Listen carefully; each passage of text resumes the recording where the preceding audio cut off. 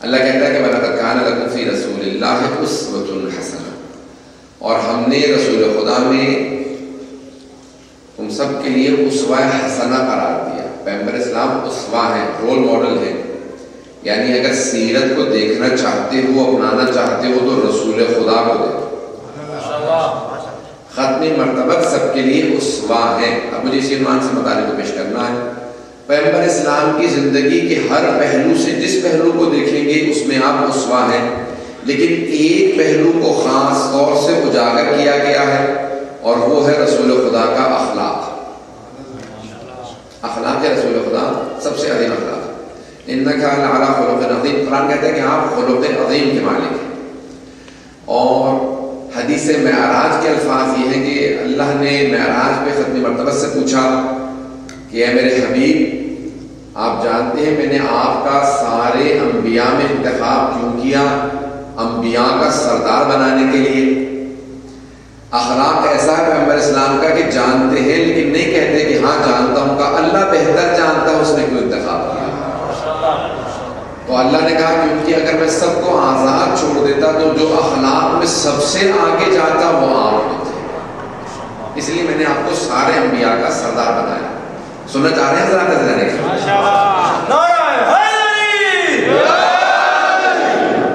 میں تقریباً 2 مہینے کی خستگی ہے اور کل رات میں جاگا ہوں، تھوڑا بہت دن میں تھوڑا آرام ملا ہے، تو اسی بات میں پیش کر رہا ہوں مطالعے کو، تو آرام میں تو چلوں گا تھوڑا سا آپ کے ساتھ۔ یہ جان کہ پیغمبر اسلام کی زندگی کے کئی پہلو ہیں، جو سب سے زیادہ عمیق پہلو ہے اور جو سب سے زیادہ گہرا ہے وہ ہے ان کا اخلاق۔ دین 3 چیزوں کا نام ہے، اصول دین کا نام ہے، فروع دین کا، اور تیسرا ہے اخلاق۔ عموماً اصول دین اور فروع دین کو بیان کیا جاتا ہے لیکن اخلاق کو بیان نہیں کیا جاتا۔ کہا جاتا ہے کہ اصول ایک درخت کی جڑیں اصول دین ہیں، جو شاخیں ہیں وہ فروع دین ہیں، اور جو اس کا پھل ہے وہ اخلاق ہے۔ کوئی بھی درخت کی جڑیں گھر نہیں لے جاتا، شاخیں گھر نہیں لے جاتا، لیکن ہر آدمی پھل کو ضرور لے جاتا۔ حدیث کے الفاظ ہیں کہ پھل کو اگر پاس رکھنا چاہتے ہو تو اچھا اخلاق رکھو۔ 5ویں فرماتے ہیں روز قیامت جب مومن کے نام اعمال کو نکالا جائے گا، جو سب سے وزنی چیز ہوگی وہ اس کا اخلاق ہوگا۔ اب ہمارے یہاں مصیبت یہ ہے کہ بعض اوقات جو ہے وہ لبرل اسکولوں کے اور مشنری اسکولوں کے بچوں کو تو اخلاق اچھا ہوتا ہے، لیکن اگر کوئی زیادہ دیندار ہو جائے تو پھر بالکل اخلاق سے پیدل ہو جاتا ہے۔ اور جب سے اب یہ طالبان داعش وغیرہ آ گئے تو اس کے بعد تو اخلاق بالکل ہی اسلام سے ختم ہوتا نظر آ رہا ہے۔ تو اللہ کہ مومن کا اخلاق سب سے اچھا ہوگا۔ حدیث کے الفاظ ہیں کہ رسول خدا رحمۃ اللہ کی سب سے بڑی صفت یہ تھی کہ ہر انسان سے مسکراتے ہوئے ملتے تھے، مسکراتے ہوئے۔ پیغمبر اسلام ہر سے مسکراتے ہوئے ملتے۔ جناب امیر علیہ السلام کے جتنے بڑے سے بڑے دشمن تھے وہ آپ پہ سب سے بڑا اعتراض یہ کرتے تھے کہ مولا سب میدان جنگ میں بھاگ رہے ہوتے ہیں، آپ پھر بھی مسکرا رہے ہوتے ہیں، آپ کو ہمیشہ مسکراتا دیکھا کبھی بھی آپ کو غضبناک یا اس طرح سے پریشان نہیں دیکھا؟ کہا کہ نہیں، مومن کی پریشانی اس کے دل میں ہوتی ہے، اس کے چہرے پہ مسکراہٹ ہوتی ہے۔ غم ہوگا تو صرف یہ خدا کی خاطر ہوگا یا اہل بیت کی خاطر، اپنی پریشانی کو چھپا لے گا۔ چہرہ انسان کا اس کی حشاشیت بشاشیت دکھاتا ہے۔ المؤمن حشن بشا، یہ حشاش بشاش حشن بشا سے نکلا ہے، عربی میں کہا جاتا ہے حشن بشا۔ مومن ہمیشہ حشاش بشاش ہوتا ہے۔ توجہ دہل ہوگی میرے ساتھ، یہ تمہید سن لیجیے، مجھے کچھ پیغمبر اسلام کی زندگی سے مطالعہ پیش کرنے۔ مومن حشاش بشاش ہوگا ہمیشہ، اس کا چہرہ بالکل حشن بشا ہوگا، بہت ایکٹیو ہوگا۔ اللہ کے نام میں کبھی بھی جائیں گے نا تو مومن ہمیشہ حشاش بشا، بہت خوش، اس کا چہرے سے پتہ چلے گا کہ ہاں یہ ایکٹیو ہے، بہت زیادہ عبادت، ہر چیز میں اس کا دل لگے گا۔ جناب ختم مرتبہ کی علامت یہ ہے کہ آپ ہمیشہ مسکراتے ہوئے پیش آتے تھے، اپنے دشمنوں سے بھی ملتے تھے تو مسکرا رہے ہوتے تھے۔ جو افراد آپ پہ کوڑا پھینک رہے ہیں تو آپ ان سے بھی مسکرا کے ملتے تھے، غضبناک نہیں ہوتے تھے۔ یہاں تک کہ جناب امیر سے پوچھا گیا کہ رسول خدا ہمیشہ مسکراتے کیوں رہتے ہیں، کبھی تلوار نہیں اٹھاتے؟ آپ سے کہتے کہ یا علی حملہ کیجیے، صرف ایک جنگ حنین میں آپ نے جنگ کی ہے، تو کہا تم نے قرآن نہیں پڑھا؟ قرآن میں لکھا ہے کہ وما ارسلناک الا رحمۃ للعالمین، اے میرے حبیب ہم نے آپ کو عالمین کے لیے رحمت بنا کے بھیجا ہے۔ کہ رحمت کا تقاضا یہ ہے کہ تلوار نہ چلے، ہمیشہ مسکرا کے پیش آئے۔ تو کہا یعنی پھر آپ نے تلوار کیوں چلائی ہے؟ کہ رسول خدا رحمت الہی چھے میں جلال الہی۔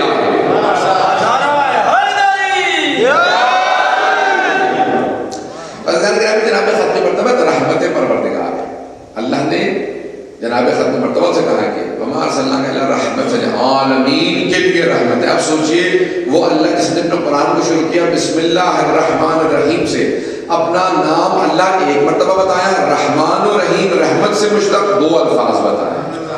وہ اللہ جو رحمان و رحیم ہے وہ کہتا ہے اگر میری رحمت کو دیکھنا ہے تو میرے حبیب محمد مصطفیٰ کو دیکھنا. پیغمبر اسلام رحمت پروردگار ہے. عزیزان گرامی جہاں سے پیغمبر اسلام گزرتے تھے تو پیغمبر اسلام کی رحمت کا اظہار ہوتا تھا. یہاں تک ایک مقام سے گزر رہے تھے تو غلام زمین پہ بیٹھے کھانا کھا رہے تھے. غلاموں کا دور تھا, عبید, غلاموں کہتے ہیں عبید جمع, عبد اور عبید. سب لوگ اور سے سن رہے ہیں نا. اور محمد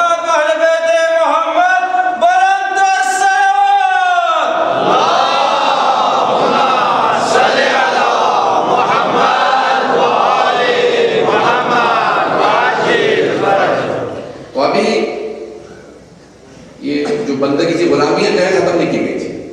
تو ابھی جمع ہے اب کی غلام بیٹھے ہوئے تھے سارے کھانا کھا رہے تھے. پیغمبر اسلام کو گزرتا دیکھا تو فوراً سارے میں سے غلام نے کہا کہ یا رسول اللہ اگر ہم بھی آزاد ہوتے, ہمارا اپنا مکان ہوتا تو ہم آپ کو کھانے کی دعوت ضرور دیتے. تو پیغمبر نے کہا اب تمہیں کون سی چیز روک رہی ہے دعوت کرنے سے؟ کہا یا رسول اللہ ہمارے پاس گھر نہیں ہے. کہا تو کوئی بات نہیں, تو مجھے یہیں پہ دعوت دو. کہاں سڑک پہ؟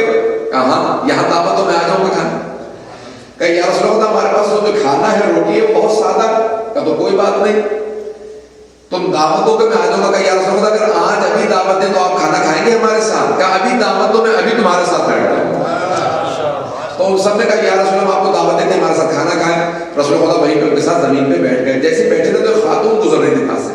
اس نے فوراً کہا یا رسول اللہ چاہتے ہو کر عبید آپ تو بندوں کی طرح سے کھانا کھا رہے ہیں. پیغمبر اسلام نے کہا مجھ سے بڑا اللہ کا بندہ کون ہوگا؟ اللہ نے بندگی کے لیے بھیجا, مجھے کوئی تکبر نہیں. کبریائی صرف اللہ کے لیے ہے, تکبر صرف اللہ کے ذات کو زیب دیتا کیونکہ اللہ سے بڑا کوئی نہیں.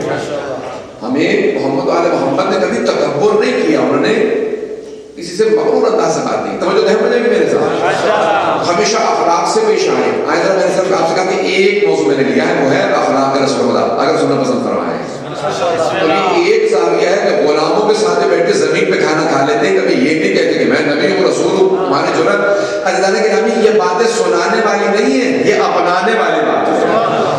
ہماری مصیبت یہ ہے کہ ہم سنا کے بہت خوش ہو جاتے ہیں.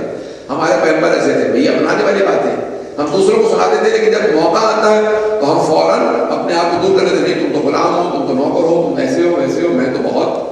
عزیزان گرامی اپنے سے متعلق سوء ظن رکھیں, دوسروں سے متعلق حسن ظن رکھیں. سبحان اللہ. لیکن ہوتا برعکس ہے, ہم اپنے متعلق حسن ظن رکھتے ہیں, دوسروں سے متعلق سوء ظن رکھتے ہیں. ہمیں کوئی پوچھے نا بھی آپ کیسے ہیں, کہ ہمارا تو بہت کامل, تو بہت متقی, بڑا پرہیزگار, بہت نیک, میرا تو کیا کہنا. دوسروں سے متعلق کہتے ہیں وہ تو بڑا پرہیزگار ہے, بہت نیچے. ہونا برعکس چاہیے. پیغمبر صاحب فرماتے ہیں ہمیشہ دوسروں سے متعلق اچھا سوچو. زیادہ گرامی اب جناب ختم مرتبہ نے ساری دنیا کو سبق یہ دیا کہ اخلاق سے پیش آؤ. تو اب پیغمبر اسلام کے صحابہ مختلف طرح کے تھے, کچھ بہت امیر تھے, کچھ بہت غریب تھے. ایسا تھا یا نہیں تھا؟ سن رکھا ہے نا آپ لوگوں نے. کچھ بہت امیر تھے, بہت پیسے والے تھے, بڑے غنی تھے, اور کچھ بہت ہی فقیر تھے, غریب تھے, نادار تھے. اب ایک بہت ہی پیسے والے صحابی بیٹھے ہوئے تھے رسول اللہ کے سامنے. پیغمبر کے بیٹھے ہوئے, مسجد نبوی ہے, بیٹھے ہوئے, پیغمبر کی زمین پہ بیٹھ جاتے تھے اتر کے منبر سے. بہت پیسے والے صحابی سامنے بیٹھے ہوئے, دوسرے صحابی انہیں کے ساتھ آ کر بیٹھ گئے. اب جیسے وہ آ کے بیٹھے نا تو اس نے فوراً اپنی ابا کو کھینچا اور بالکل اٹھا دیا, میرے ساتھ بیٹھ گیا. اس نے شکل سے بنائی, مکرو سے شکل بنائی ہے, اور تھوڑا سا اپنی ابا کو کھینچے, الگ سے ہو گئے. پیغمبر اسلام کی نگاہ پڑ گئی, کبھی یہ کیا حرکت کی تو. جب اس کو غضب سے دیکھا جناب ختم مرتبہ تو جلا رہنے لگے. اس حد تک جناب ختم مرتبہ جو کہ رحمت للعالمین نے اتنا جلا لایا کہ آپ کی داڑھی کے بال سیدھے کھڑے ہو گئے. اس صحابی نے کبھی پیغمبر کو غضب میں نہیں دیکھا تھا. تو کہا یا رسول اللہ مجھے معاف کر دیجئے. کہا مجھ سے کیوں معافی مانگ رہا ہے؟ ناراض تو نے اس مومن کو کیا, اس سے معافی مانگ. اب اس کو عادت نہیں تھی غریبوں سے معافی مانگتا ہے. بڑا پیسے والا تھا, اس نے میرے پاس بہت پیسہ ہے. تو اب وہ ابا وغیرہ سب سمیٹ کے الگ ہو کے بیٹھ گیا. تب کہنے لگا اچھا یا رسول خدا آپ اس سے کہیے میں اپنی آدھی دولت اسے دے دوں گا اگر یہ مجھے معاف کر دے. دیکھیں کہ پیغمبر اسلام کی تربیت ہے کہ وہ پیغمبر اسلام کو راضی کرنا چاہتا, رضی اللہ عنہ بننے کے لیے پیغمبر کو بھی راضی کرنا ضروری ہے. انسان رضی اللہ عنہ بن ہی نہیں سکتا جب تک پیغمبر راضی نہ ہو. تو پیغمبر نے کہا نہیں, اسے راضی کر کے یا رسول اللہ آدھی دولت میں اسے دے دوں گا, اسے کہ مجھے معاف کر دے. پیغمبر نے کہا تو نے سن لیا, یہ آدھی دولت دینے کے لیے تیار ہے, معاف کر دو گے؟ کہا یا رسول اللہ مجھے دولت نہیں چاہیے, میں نے ویسے ہی معاف کیا. یہ پیغمبر کی تربیت ہے. کہا یا رسول اللہ مجھے دولت نہیں چاہیے اس کی, میں نے معاف کر دیا. پیغمبر نے کہا اس نے تجھے معاف کر دیا بغیر دولت کے. کہا یا رسول اللہ اگر چاہے نا تو میں اسے آدھی دولت ویسے بھی دینے کے لیے تیار ہوں. پیغمبر نے کہا تجھے آدھی دولت قبول ہے؟ کہا نہیں یا رسول اللہ نہیں چاہیے. کہا کیوں نہیں چاہیے؟ تو اسے سمجھا دے. اگر بات پہنچ گئی ہو, یہ نہیں فرمایا کہ مجھے سمجھا کیوں دولت نہیں چاہیے, کیونکہ پیغمبر سمجھ رہے تھے.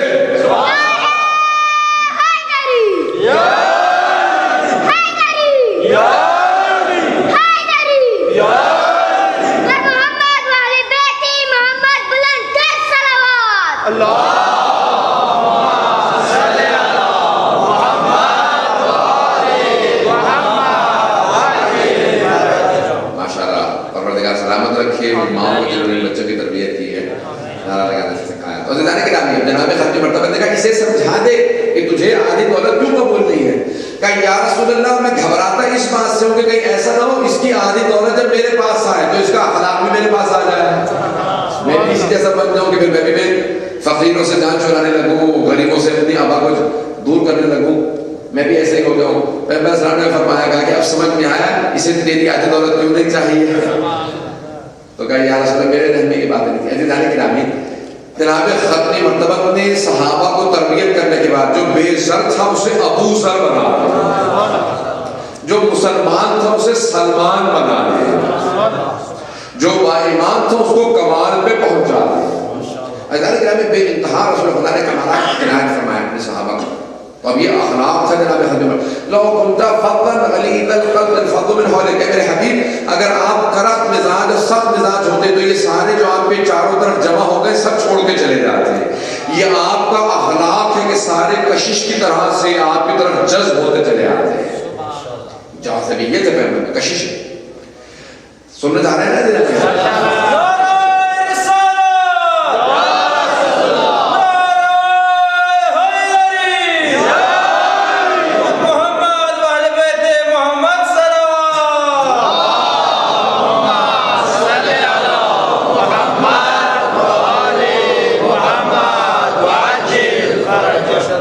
اب یہ کشش ہے جناب ختمی مرتبہ کے اخلاق کی کہ جو بھی آتا ہے وہ گرویدہ ہو جاتا ہے, وہ انہی کا چاہنے والا بن جاتا ہے.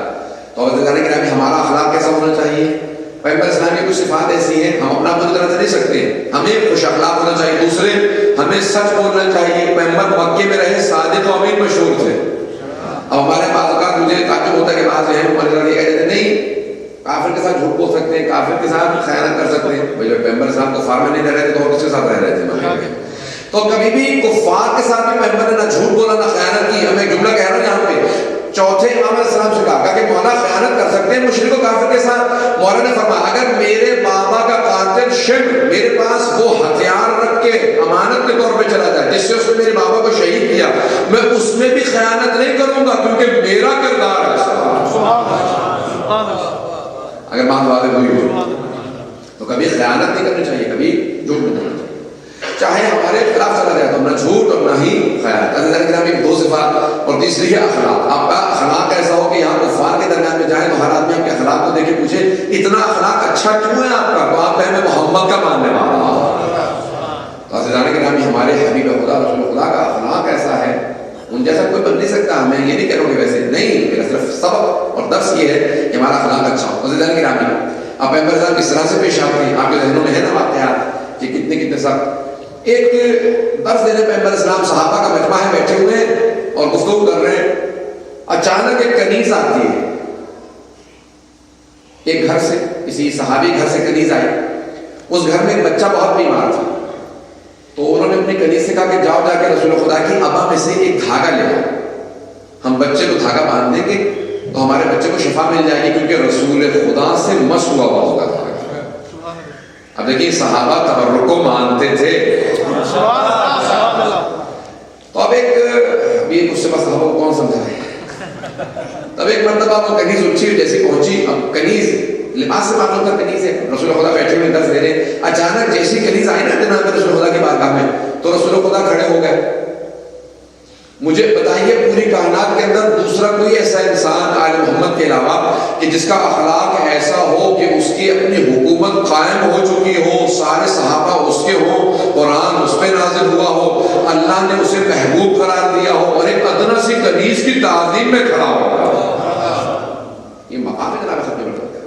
اب اس کنیز کی تعظیم, اب وہ کنیز نے جب دیکھا کہ سارے صحابہ اسے دیکھ رہے ہیں کہ کیا ہوا, یہ کیوں آئی, یہ کون ہے, تو وہ حیا کر کے پیچھے ہٹ گئے.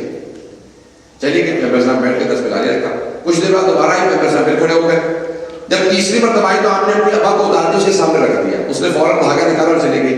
تو وہ سارے صحابہ کہنے کہ یا رسول خدا یہ کیا ماجرا ہے, کہا اس کنیز سے سوال کرو. کہا میں ایک گھر سے آئی ہوں جہاں پہ بچہ بیمار تھا, رسول خدا کی ابا کا دھاگا چاہیے تھا. یا رسول خدا آپ نے کیوں اس طرح سے بہیویئر کیا, ایسا آپ کا اخلاق کیوں تھا؟ تو فرمایا, کہا کہ میں نے جب دیکھا کہ کنیز آئی ہے تو مجھے معلوم تھا یہ ابا کا دھاگا چاہتی ہے, اور کہیں یہ پیغمبر کے پاس دل میں غیب نہیں ہے. کہا میں جانتا تھا کہ یہ آئی ہے میرے ابا سے دھاگا نکالنے کے لیے. دوسری مرتبہ جب یہ آئی, جب تیسری مرتبہ میں نے اسے حیا کر کے دیکھا تو میں نے اپنی ابا کو اتار کے اس کے سامنے رکھ دیا کہ چاہے تو بے شک ابا لے. یہ اخلاق ہے رسول خدا کا, جو ادنا سی کنیزوں کی تعظیم میں کھڑا جائے اسے محمد مصطفیٰ کہتے ہیں. یہ اخلاق ہے رسول خدا کا. عزیزان کرام, یہاں کسی حکمران کو کہیے دوسرے حکمران کے لیے کھڑا ہونا اپنی توہین سمجھتا ہے. میں پاکستان کی باتیں نہیں کروں, جنرلی بات کروں. عزیزان کرام, یہ جناب ختم کوئی قیاس اور قصہ کسی کو تاریخ میں اٹھا کے دیکھ لیجیے, جناب ختم مرتبہ کسی اور مقام پہ فائل ہے. دنیا گواہی دے گی کہ رسول خدا کا اخلاق بالکل منفرد ہے, جدا. آئیں ذرا میں مثال پیش کروں. کون کہتا ہے کہ اسلام تلوار سے پھیلا ہے؟ اسلام محمد و آل محمد کے اخلاق سے پھیلا. آئیں میں پیش کرنا چاہتا ہوں. عزیزان کرام, ختم مرتبہ نے چند اصول دیے ہیں, اگر سننا چاہیں گے تو میں پیش کروں گا. زندگی کے کچھ اصول ہیں. محمد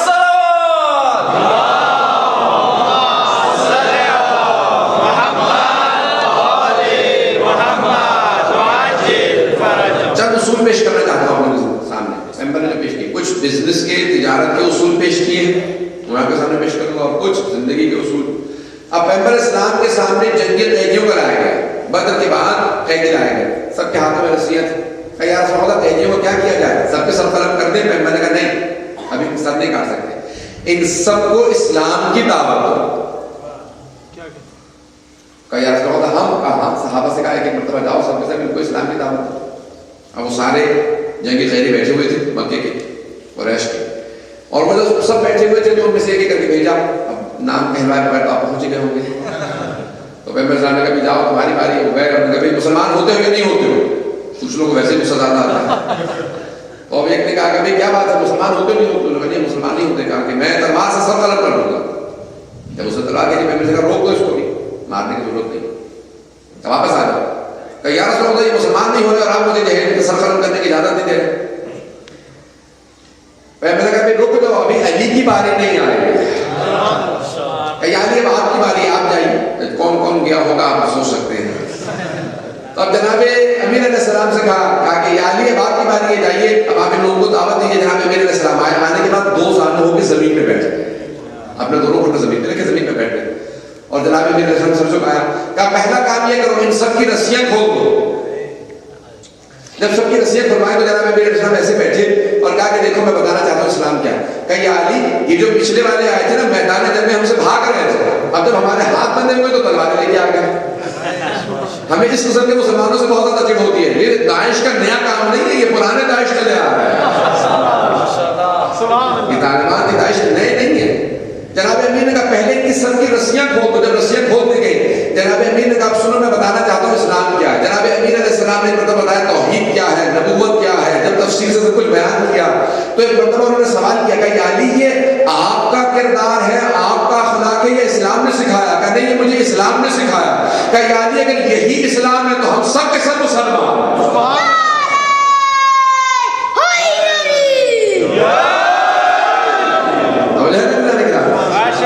سب نے کہا علی آپ کا کردار, آپ کا اخلاق کو متاثر کرتا ہے. اب سارے صحابہ آئے کبھی اتنی دیر سے ہم تمہیں بتا رہے تھے تو مسلمان نہیں ہو رہے تھے, تو علی نے تمہیں کیا بتایا کہ جو مسلمان ہو گئے؟ کہ نہیں, ہم نے میدان جنگ میں علی کو دیکھا, علی سے بہادر کوئی نہیں. اپنے شجاعت کا مظاہرہ نہیں کیا، اپنے کردار کا مظاہرہ کیا۔ ہم علی کے کردار اور اخلاق سے متاثر ہو کے علی کے دین پہ آئے۔ لیکن ابھی اخلاق آل محمد کے اخلاق و کردار کی وجہ سے وہ مسلمان ہیں۔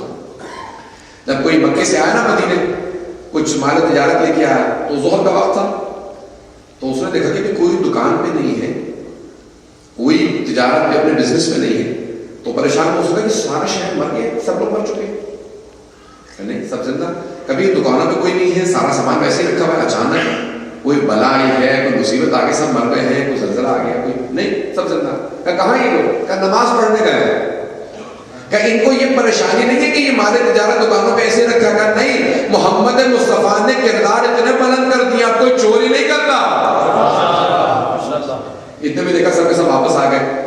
کبھی تم لوگ کہاں تھے؟ کہ ہم نماز پڑھنے گئے تھے۔ عزیزان گرامی، یہ پیغمبر اسلام نے کردار اتنے بلند کر دیے تھے، کوئی دوسرے کی ملکیت کو بغیر اجازت کے اٹھاتا نہیں تھا۔ تجارت کے 3 اصول دیے پیغمبر نے، اگر سننا پسند فرمائے، 3 اصول دیے پیغمبر اسلام نے۔ کہا کہ جو بھی بزنس میں جانا چاہتا ہے، تجارت میں جانا چاہتا ہے، تجارت یعنی بزنس، جو بھی تاجر بننا چاہتا ہے، بزنس مین بننا چاہتا ہے، تو پیغمبر اسلام نے اول اسلام میں مدینے میں کہا کہ 3 اصول ہیں بزنس کے۔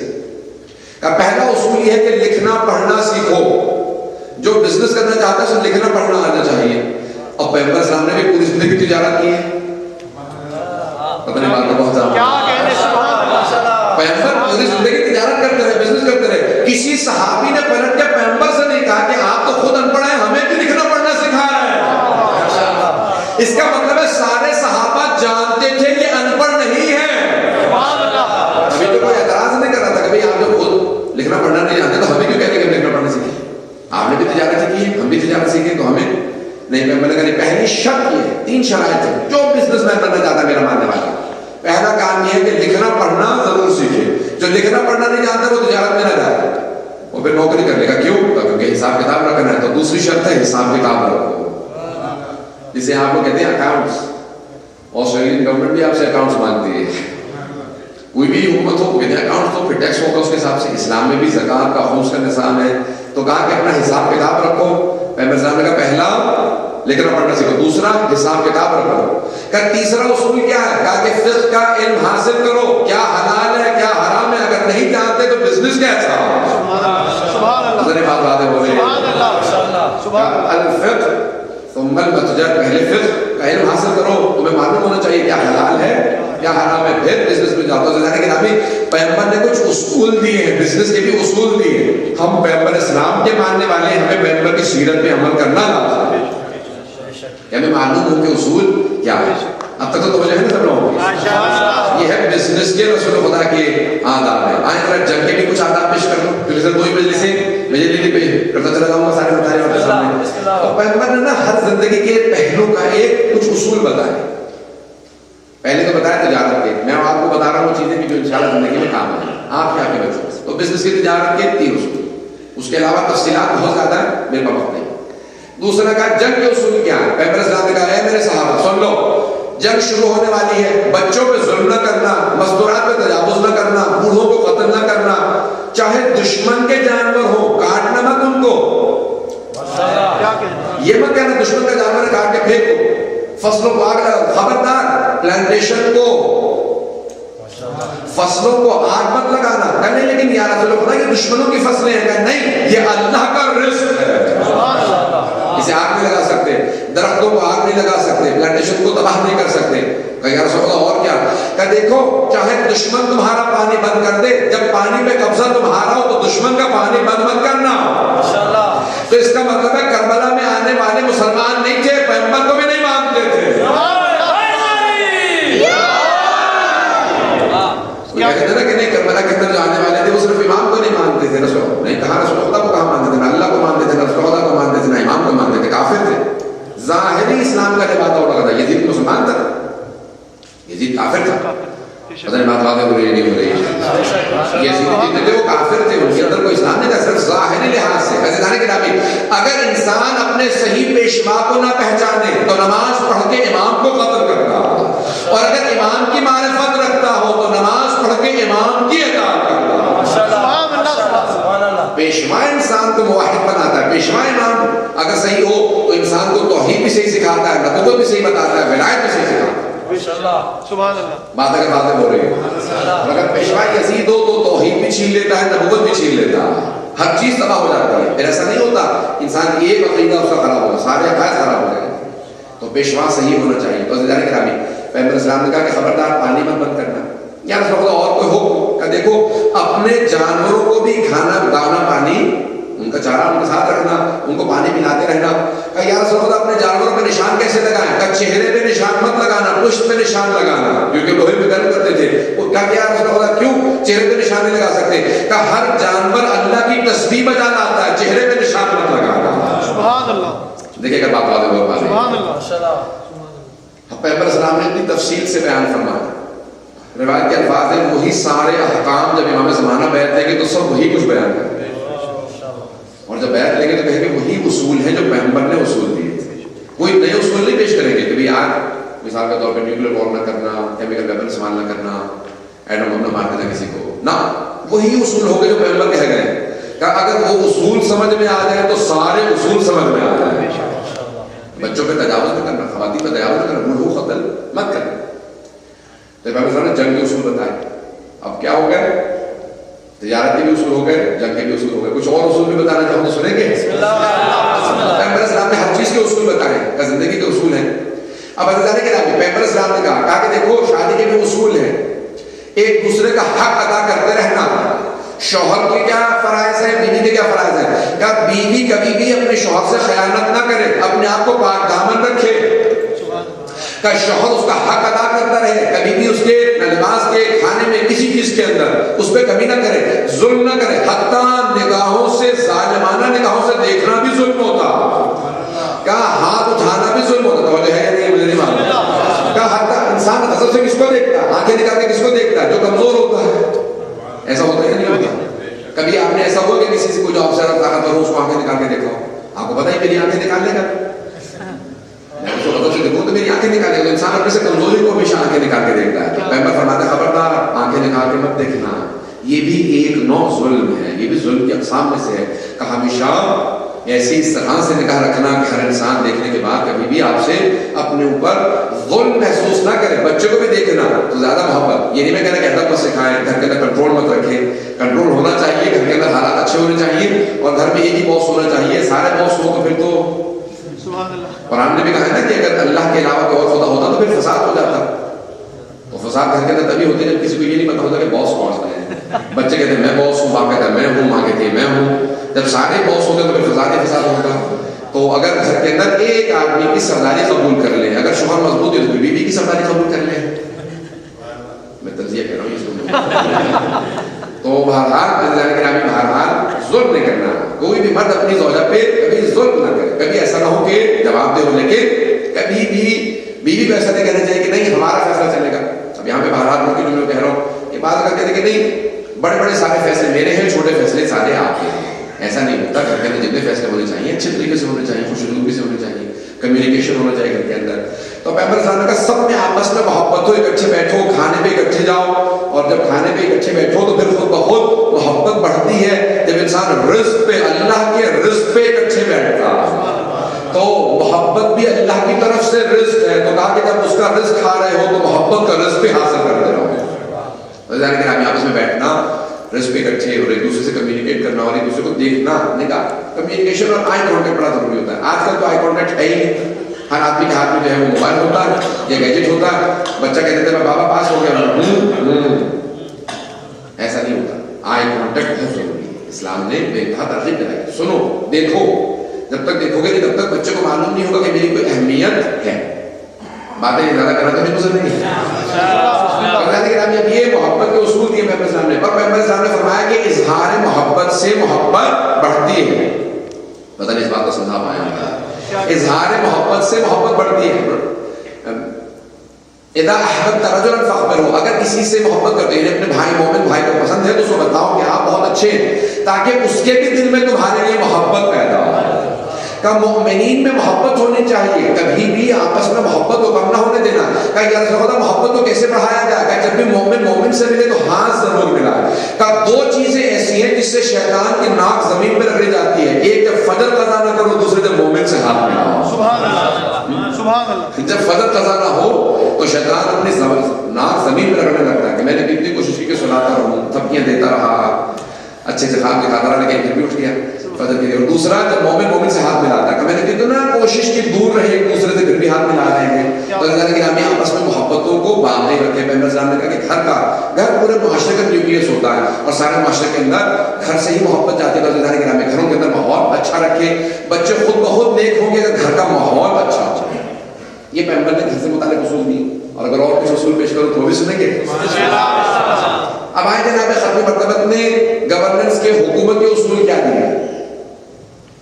اب آپ کہیں گے کہ ہمارے سے متعلق کیا ہے، لیکن یہاں محکوم ہے، یہ حاکم ہے۔ محکوم ہے بدوئی ہے نا، یہاں محکوم ہے، یہ حاکم ہے۔ تو اب اگر حاکم ہے تو محکوم ہے۔ مولا فرماتے ہیں، پیغمبر صاحب فرماتے ہیں کہ حاکم کا اصول یہ ہے کہ سب کے اندر مساوات رکھے۔ کبھی یہ نہ کہے کہ نہیں عرب کو زیادہ دوں گا، عجم کو کم دوں گا، یہ خاندان میرے خاندان کا اس کا زیادہ پیسہ ہوگا، اس کا کم ہوگا۔ کہ یہ کبھی بھی تفریق مت کرنا، ڈیفرینشیشن مت کرنا، کبھی بھی ڈسٹنکشن مت کرنا، کبھی بھی ظلم مت کرنا، زیادتی مت کرنا، سب کو مساوات کے ساتھ پیش آنا۔ کبھی بھی ریشل ڈسکریمنیشن نہیں ہونی چاہیے، ڈسکریمنیشن مت کرنا۔ کہ سب سے محبت سے پیش آنا۔ کہ جب سب سے محبت سے پیش آؤ گے کہ یا رسول اللہ، اگر حاکم کے پاس کچھ نہ ہو دینے کے لیے تو کیا محبت تو دے سکتا ہے حاکم؟ کہ بہت سے رعایا کے لوگ ایسے ہوتے ہیں جو محبت ہی پہ خوش ہو جاتے ہیں۔ پتہ نہیں بات پہنچ گیا۔ بہت سے رعایا کے لوگ، عوام کے لوگ ایسے ہوتے ہیں جو صرف محبت سے خوش ہو جاتے ہیں۔ اگر عوام کے لیے کچھ نہیں کر سکتے تو کم از کم محبت سے تو پیش آؤ۔ اب اگر پاکستان کے حکمرانوں کو دیکھا جائے تو یقین ہو جاتا ہے کہ سارے جہنم کی طرف، نہ ان میں کوئی عوام کی محبت نظر آتی ہے، نہ کوئی رحم نظر آتا ہے، صرف اپنی تجوریاں بھر رہے ہیں۔ میں کسی سے متعلق کہہ رہا تھا، کسی کو میں نے سنا انہوں نے 50 کروڑ روپے کھا ہے، کہنے کے تو کچھ بھی نہیں، یہ تو 6 کروڑ روپے کھا گئے، تو آپ کو 50 کروڑ اس وجہ سے وہ برا لگ رہا ہے۔ تو میں نے کہا کہ دیکھیے بجائے سے کہ وہ کہتے ہیں کہ ہاں بھی بہت زیادتی ہے، وہ کہہ رہے ہیں کہ اس سے بڑے بڑے چور ہیں۔ تو بہت ایک مصیبت ہے کہ عجیب و غریب المیاں جہاں میں آج لوگ اس بات پہ پرواہ نہیں کرتے کہ چوری کی ہو گئے تھے، جب مجھ سے بڑا چور موجود ہے تو میری تو چوری بہت چھوٹی سی چوری، چاہے وہ چھوٹی ہو بڑی ہو، چوری چوری ہے، جاتی جاتی ہے۔ عوام کا بیت المال میں سے پیسہ کھانا، پیغمبر اسلام نے کہا کہ انسان اللہ سب سے بڑا ظلم کیا ہے؟ پیغمبر سے پوچھا گیا یا رسول اللہ سب سے بڑا ظلم کیا ہے؟ کہا عوام خلق خدا پہ ظلم کرنا سب سے بڑا ظلم ہے، مخلوق خدا پہ۔ اب آئے محکوم کے کیا اصول ہے، آخری پیش کر رہا ہوں۔ اب ہم ان حاکموں کو اپنا حاکم نہیں مانتے۔ ہمارا حاکم کون ہے؟ ہمارے امام علیہ السلام، ہمارے مولا اور آقا، ہمارے برتاجیل امام زمانہ بلند تر صلوات۔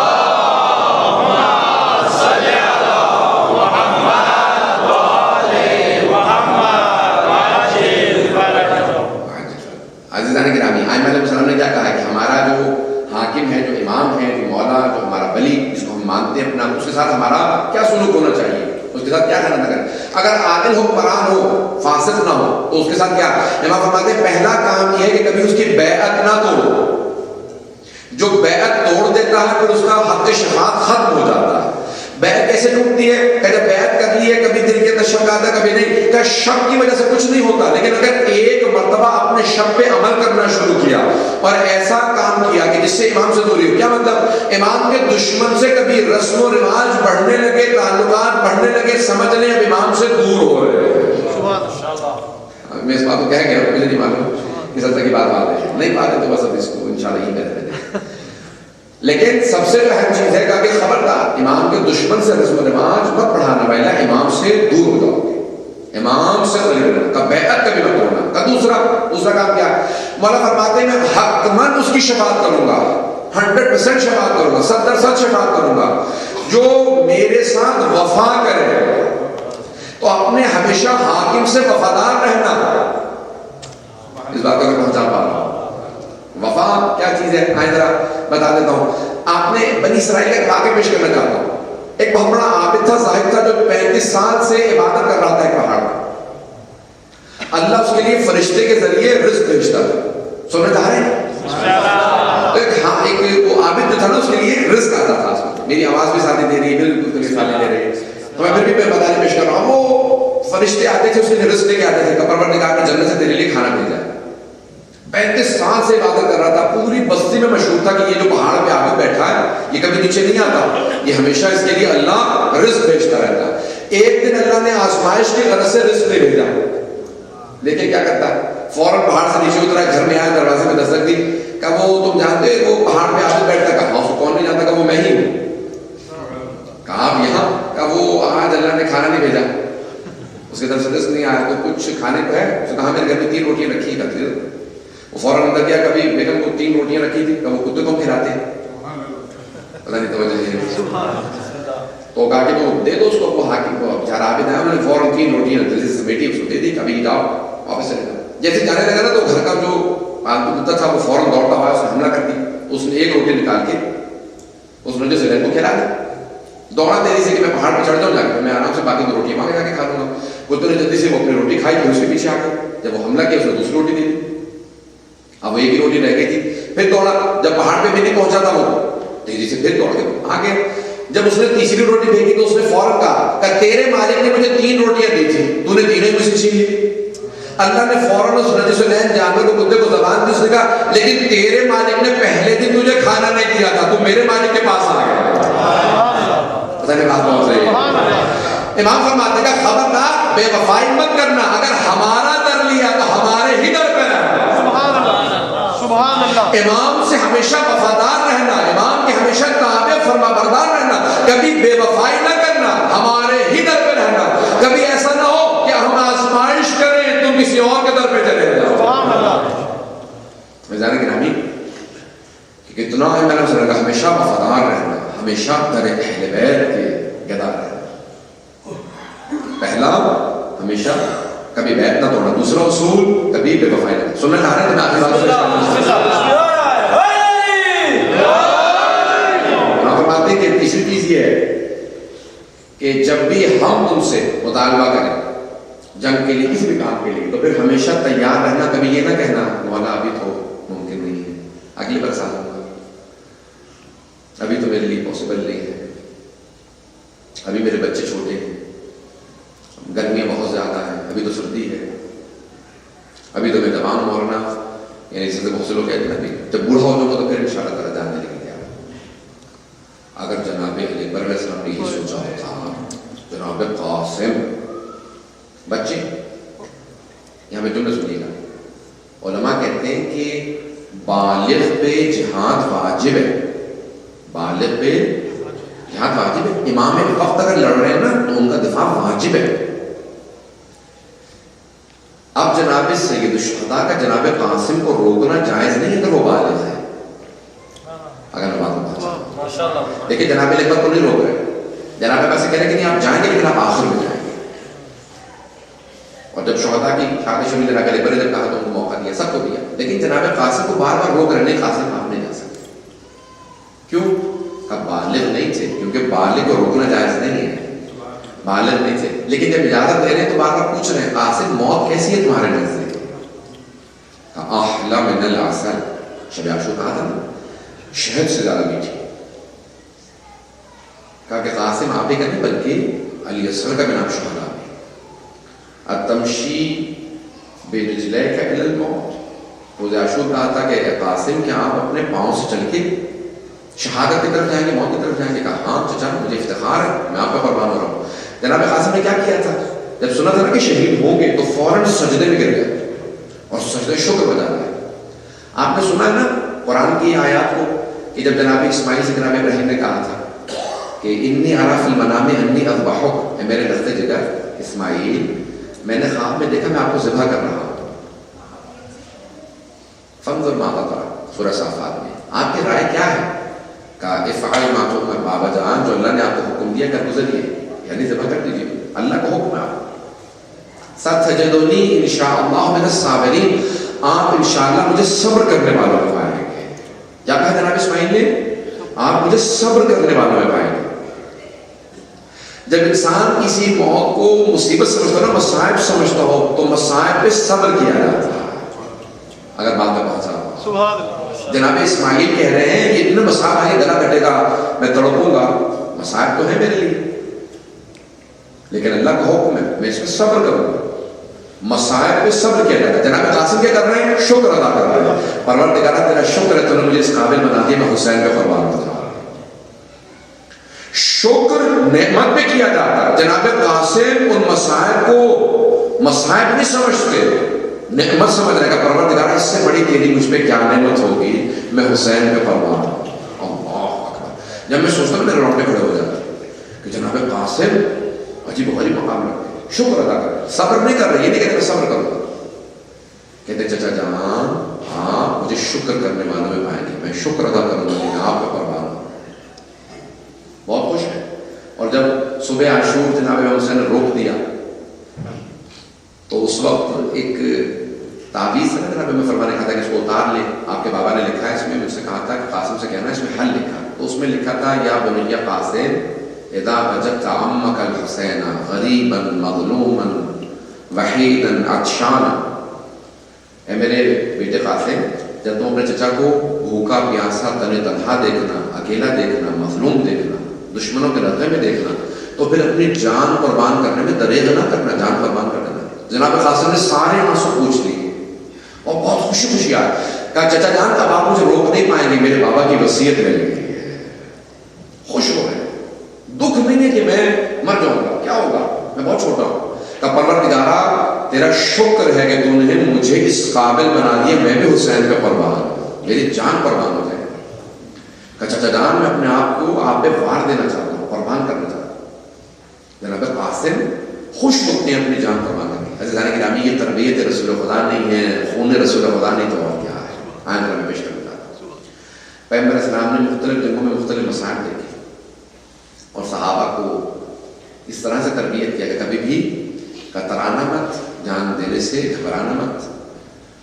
امام صدا کہتے ہیں کہ رسول خدا کی زندگی میں سب سے جو سخت دن تھے نا وہ 2 دن تھے. کا سب سے زیادہ سخت دن جناب جعفر طیار کی شہادت کا دن ہوتا, کا اس سے بھی زیادہ سخت دن جناب حمزہ کی شہادت کا دن تھا. کہ جب جناب جعفر طیار کی شہادت ہوئی نا تو جناب جعفر طیار کے دونوں بازو قلم ہو گئے تھے جنگ موتا میں. تو جب رسول خدا مدینے واپس آئے نا تو ایک ہی بات دہراتے تھے کہ کوئی میرے چچا کو رونے والا نہیں, میرے چچا کے دونوں بازو قلم ہو گئے تھے. تو جناب سیدہ نے کہا کہ بابا جان اگر آپ اجازت دیں تو میں اپنے چچا جعفر طیار پہ گریہ کروں گا. بیٹی اس سے زیادہ مجھے کسی بات پہ خوشی نہیں ہوگی کہ کوئی میرے چچا کا غم منانے والا ہو, میرے چچا کا, میرے بھائی کا کوئی غم منانے والا.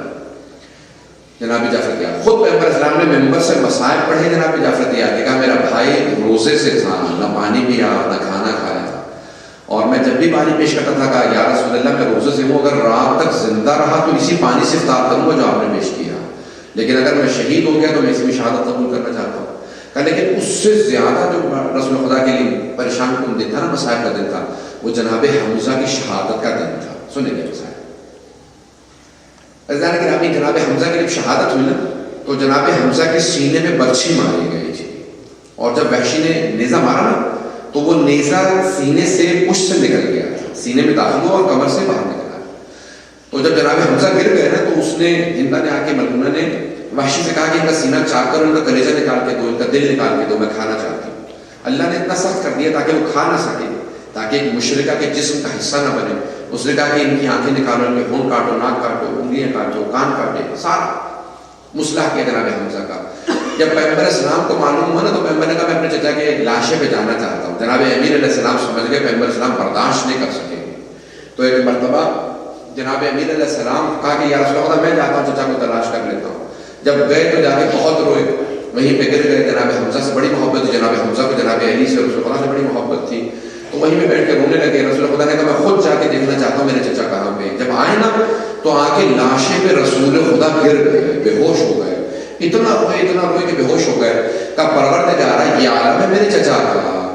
جناب حمزہ بڑے قد آور تھے, جب دیکھا نا کہ ان کے سارے اعضاء کاٹ دیے گئے تو جناب رسول خدا بہت روئے. اتنے میں جناب صفیہ نے, جناب رسول خدا کی پھوپھی جناب حمزہ کی بہن ہے جناب صفیہ, کہا کہ صفیہ یا صفیہ, کہا کہ میں اپنے بھائی کے لاشے پہ آنا چاہتی ہوں, جو میں جملے پیش کرنا چاہ رہا ہوں. میں نے ساری تمہید آنی جملوں کے لیے.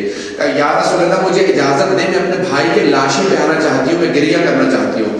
تو پیغمبر اسلام نے کہا کہ نہیں پھوپھی اماں میں آپ کو اجازت نہیں دے سکتا کہ آپ اپنے بھائی کے لاشے پہ آئیں. کہا یا رسول خدا ایک بہن آپ سے بھیک مانگتی ہے بھائی کی لاشیں پہ آنے دیں. اب پیغمبر اسلام روک نہیں سکے, کہا کہ نہیں آنے دو میری پھپھی کو. تو پیغمبر نے اپنے ابا کو اتارا, اپنے چچا کی لاشیں پہ رکھا, کیونکہ سینہ چاک کر دیا گیا تھا, سینے کو چھپایا, چہرے کو چھپایا.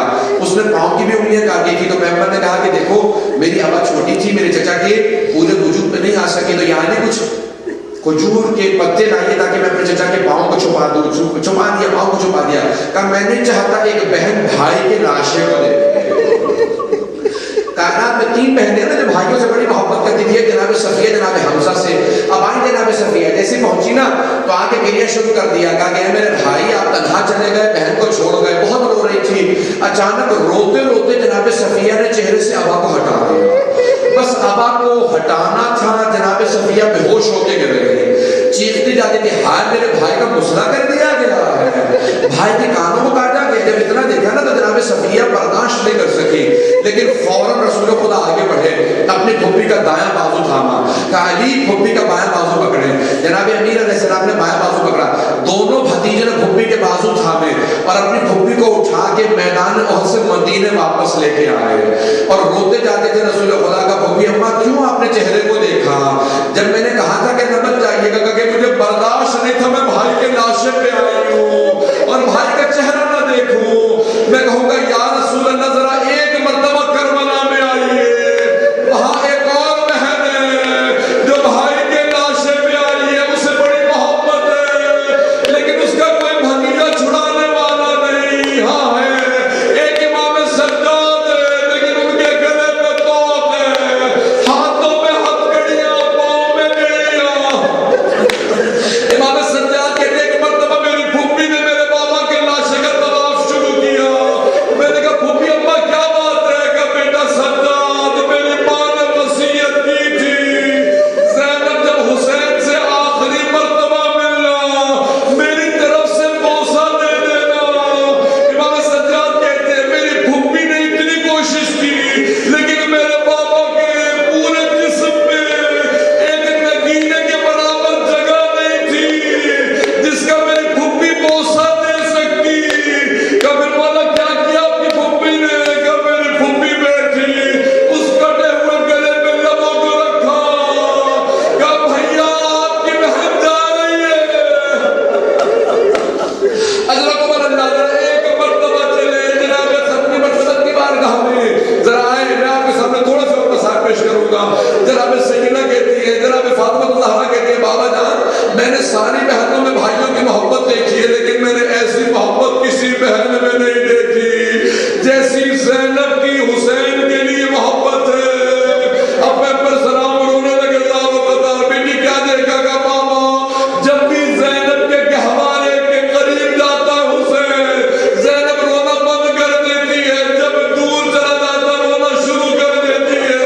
اب میں پر اور زیادہ رونا شروع کیا گا, بیٹی اور کیا دیکھا؟ جب بیان شروع کیا گا, بیٹی یہ وہی زینب ہے جو کربلا ساتھ جائے گی, لیکن یہ ہاتھوں میں رسیوں کے ساتھ بازار جائے گی.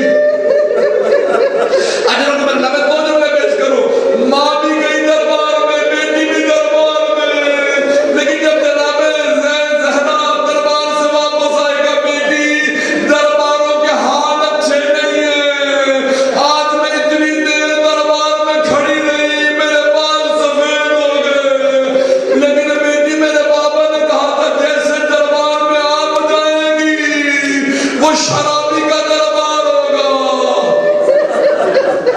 حضرت اللہ میں تمام کر دیتا, بس بھائی پیغمبر اسلام کی مجھے صرف شہادت کے 2 جملے پیش کرنے میں وہاں پہ پڑھ چکا ہوں. ایک مرتبہ پیغمبر نے مختلف مصائب بتائے, جناب سیدہ سے بڑا پیار کرتے تھے. ایک مرتبہ جب امام حسن حسین کو سینے سے لگایا نا جناب رسول خدا نے, کہ حسن حسین سے جناب سیدہ نے, میرے بیٹوں میرے بابا سے ذرا دور ہٹ جاؤ, میرے بابا کے زہر دے دیا گیا, سینے میں بڑا درد ہے. پیغمبر نے کہا نہیں زہرا, میرے نوازوں کو دور نہ کرو, ان کے میرے سینے پہ آنے سے مجھے سکون ملتا ہے, میرے بعد ان پہ بڑا ظلم کیا جائے گا, ایک کا کلیجہ نکل جائے گا, دوسرے کی رگیں کاٹ دی جائیں گی. اجرکم اللہ, بس بھئی آخری جملے سن لیجیے. ایک مرتبہ پیغمبر اسلام کا آخری دن ہے اس دنیا کے اندر, رحلت فرما رہے پیغمبر اسلام. ایک مرتبہ جناب سیدہ سے پوچھا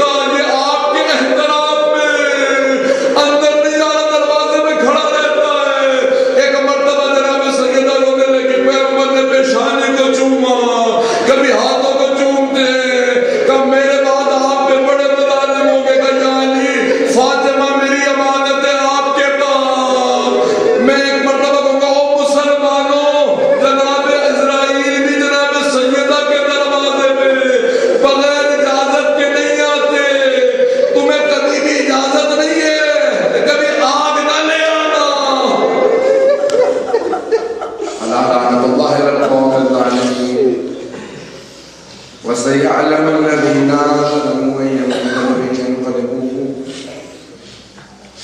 بس وہ خصوصا لوگ پروردگار واسطہ اس لہجے کا جب جناب امیر علیہ السلام رسول خدا کا جسد مطہر اکیلے دیکھ رہے تھے. جنازے میں کل 11 افراد ہیں. رسول کائنات کا جنازہ ہے اور صرف 11 افراد ہیں. اب سمجھ میں آتا ہے جناب سیدہ کیوں اتنا روتی تھی بابا کو یاد کر کے. لوگ کہتے ہیں بی بی سے پوچھتے تھے جب خواتین آتی تھی پوچھتے تھے بی بی کیا بات ہے؟ کہا مجھے اس بات کا بڑا صدمہ ہے, میرے پاپا کا جنازہ پڑا رہا, کوئی ہم سے تعزیت کرنے نہیں آتا تھا. ہر انسان کو ہوتی ہے نا حسرت ہوتی ہے, اگر کوئی دنیا سے چلا جاتا ہے تو انسانوں کو حسرت ہوتی ہے کوئی مجھے آ کے پرسہ دے, کوئی گلے سے لگائے. اب یہ ساری بیویاں ہیں وہاں پہ اصحاب سب کے سب چلے گئے. اپنی بیویوں سے یہ نہیں کہا, گھر میں مسئولات سے نہیں کہا جاؤ جا کے رسول خدا کی بیٹی کو پرسہ دے دینا, ان کے بابا چلے گئے. جناب خاتون جنت تنہا بیٹھی ہیں حسن حسین کے ساتھ 2 بیٹیوں کے ساتھ. میرے بابا کے جنازے کو چھوڑ کے سب چلے گئے. پروردگارا واسطہ اس بی بی کی عظمتوں کا, ان کے مصائب کا واسطہ امام زمانہ کے دور میں تعجیل فرما. دشمنان اہل بیت کو نیست و نابود فرما. داعش کو طالبان کو غارت فرما. پروردگارا نے یہود کو آل سعود کو غارت فرما. جنت البقیع تعمیر ہوتا دیکھنا نصیب فرما. پروردگارا روزہ رسول کو دوبارہ آزاد فرما. کمیاں کی قبر کی زیارت نصیب فرما. پروردگار زندگی میں ہم سب کو اہل بیت علیہ السلام کی تمام زیارات نصیب فرما. آخرت میں ان کی شفاعت نصیب فرما. پروردگار جنت البقیع تعمیر ہوتا دیکھنا نصیب فرما. پروردگار نجف و کربلا کی, کاظمین کی, سمرہ کی, بلد کی, شام کے تمام روضوں کی حفاظت فرما. پروردگار جہاں جہاں مومنین بسے میں ان کے جان مال عزت آبرو کی حفاظت فرما. اور جتنے افراد نے ہم سے التماس سے دعا کی سب کی دعائیں مستجاب فرما. جو بے اولاد ہیں ان کو اولاد عنایت فرما. مقبوضوں میں تقدیر عطا فرما. پریشان ان کے پریشانی دور فرما. پروردگارا جو ہاتھ بلند میں کسی کو رد نہ فرما. پروردگارا میں بھی 2 واسطے دوں گا. پروردگارا تجھے 2 بیٹیوں کا واسطہ دینا چاہتا ہوں. ایک بیٹی جن کا نام جناب فاطمہ الزہرا ہے, اپنے بابا کو یاد کر کے رو رہی ہے کہ لوگ جنازہ چھوڑ کے چلے گئے. دوسری جناب سیدہ کی ایک پوتی ہے, 3.5 برس کی بچی ہے, میدان کربلا میں بیٹھی ہے, خاک پہ بچی بیٹھی ہے, بار بار کہتی ہے مسلمانوں یہ تمہارے نبی کا نواسہ ہے, لاشا دھوپ میں پڑا ہے, بے گور و کفن پڑا ہے, اے مسلمانوں غیرت کرو, یہ تمہارے نبی کا نواسہ ہے, لاشے کو دھوپ میں نہ چھوڑو.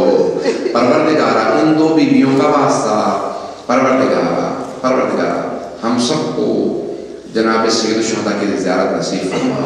آخرت میں کی شفاعت نصیب فرما. میں بھی آخری بات سمجھا. پروردگارا امام زمانہ سلام کرتے ہیں نا اپنے سارے اجداد پہ, جب سلام کرتے ہیں سید الشہداء پہ تو اس انداز سے سلام کرتے ہیں, میرا سلام ہو میرے جد کے کٹے ہوئے گلے پہ. پھر کہتے ہیں میرا سلام ہو میرے جد کی ٹوٹی ہوئی پسلیوں پہ. پھر سلام کہتے ہیں سلام ہو اس گلوئے مبارک پہ جس کو گردن کی پشت سے ذبح کیا گیا. پھر کہتے ہیں میرا سلام ہو میرے جد پہ جب نیزے پہ سر کو بلند کر دیا گیا. آخر جملے کو پیش کروں کا سلام ہو اس سینے پہ جس پہ شمر نے, میں نہیں آگے پڑھوں گا, کہ جس طرح سے شمر نے ظلم کیا, وشمر جالس علی صدرہ, اور کہا میری پھپھی کھڑی دیکھ رہی تھی, بار بار کہتی تھی اما فیکم مسلم, کیا تمہارے درمیان میں کوئی مسلمان نہیں ہے, یہ تمہارے نبی کا نواسہ, کوئی آگے بڑھ کے بچاؤ تو سے, میری ماں نے چکیاں پیس کے مارا تھا. اب رسول خدا بار بار کہتے ہیں اے سیدہ میرے نواسوں کو میرے پاس آنے دو, مجھے ان کے مسائل بہت زیادہ یاد آتے ہیں, میرے پاس ان دونوں پہ بڑے مسائل آئیں گے, میرے دونوں نواسوں پہ بڑے ظلم کیے جائیں گے. میں کل پیش کروں گا حسن کے مسائل کو. پروردگار واسطہ رسول خدا کے ان جملوں کا کہ بار بار دونوں نواسوں کو دیکھ کے پیار کرتے تھے, کہتے تھے پروردگار میں نے اتنی محبتوں سے ان نواسوں کو پالا ہے, کبھی میں نے کہانتوں پر سوار کیا, کبھی آغوش میں کھلایا, اس لیے نہیں کہ لوگ ان پہ پتھر برسائے ہیں, ایک کے لاشے میں تیر برسائے گئے, ایک کا لاشا تیروں پہ بلند کر دیا گیا. پروردگارا ان لاشوں کا واسطہ ہم سب کو زندگی میں امام زمانہ کا ظہور دیکھنا نصیب فرما. دشمنان اہل بیت کو نیست و نابود فرما. ربنا تقبل منا انك انت السميع العليم بحق محمد وآله الطيبين الطاهرين المعصومين. ماتم حسین یا حسین